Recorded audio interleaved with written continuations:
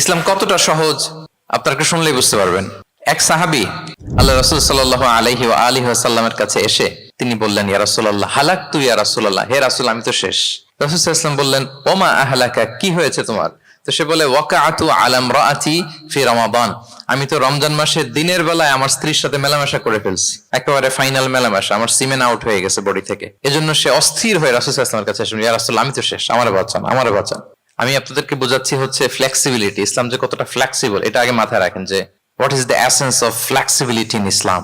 ইচ্ছা করে যদি কেউ রোজা ভাঙে, তার বিধান হচ্ছে তার কাজাও করতে হবে, কাফফারাও দিতে হবে। কাজা মানে একটা রোজার জন্য আরেকটা রোজা, আর কাফফারা হচ্ছে হয় তাকে একটা দাস আজাদ করতে হবে, অথবা তাকে 60টা রোজা রাখতে হবে টানা, অথবা 60 জন মিসকিনকে খাওয়াতে হবে। তো সে যখন এসে বললো, ইয়া রাসূলুল্লাহ আমাকে বাঁচান, কি করবো আমি? রাসূল সাল্লাল্লাহু আলাইহি ওয়াসাল্লাম বললেন, আচ্ছা ঠিক আছে, তুমি এই কাজ করে ফেলছো, তোমার তো পেনাল্টি হয়েছে। তো পেনাল্টি কি? তো বলে যে, রাসূল সাল্লাল্লাহু আলাইহি ওয়াসাল্লাম বললেন যে তুমি একটা দাস আজাদ করে দাও। বলে, ইয়া রাসূলুল্লাহ এই সক্ষমতা আমার নাই, আমি দাস আজাদ করবো কোত্থেকে?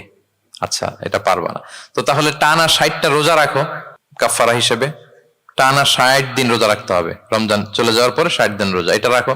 বলে, ইয়া রাসূলুল্লাহ এটাও পারবো না আমি। আচ্ছা এটাও যদি না পারো, তাহলে তুমি 60 জন মিসকিনকে খাবার খাইয়ে দাও। এবার সে বলে, ইয়া রাসূলুল্লাহ খাবারও খাওয়াতে পারবো না আমি, এই সামর্থ্য নাই। কি বিপদ!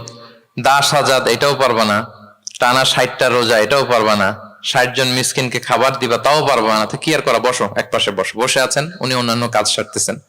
হঠাৎ এক ঝুড়ি খেজুর রাসূল সাল্লাল্লাহু আলাইহি ওয়াসাল্লামের কাছে আসলো, এক ঝুড়ি সাদাকার খেজুর। আসার পর রাসূল সাল্লাল্লাহু আলাইহি ওয়াসাল্লাম বললেন, ওই লোকটা কই যে এই কাজ করে ফেলছে? তাকে নিয়ে আসা হলো।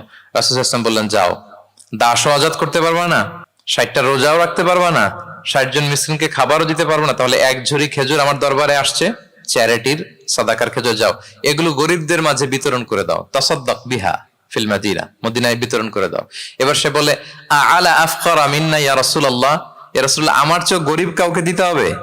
রাসূল সাল্লাল্লাহু আলাইহি ওয়াসাল্লাম বললেন, হ্যাঁ গরিব কাউকে দিবা। বলতেছে, এই পুরো মদিনাতে আমার চেয়ে গরিব আর কেউ নাই। কি বিপদ! তোমার চেয়ে গরিব আর কেউ নাই? বলতেছে, আমি সবচাইতে মদিনায় গরিব। বলতেছে, তাহলে কি আর করবো, নিয়ে যাও বাসায়, তুমি আর তোমার ফ্যামিলির সবাই মিলে এটা খাও। চিন্তা করেন, আসছিল পেনাল্টি দিতে, নিয়ে গেল এক ঝুড়ি, কথা বোঝা নাই, নিয়ে গেল এক ঝুড়ি খেজুর।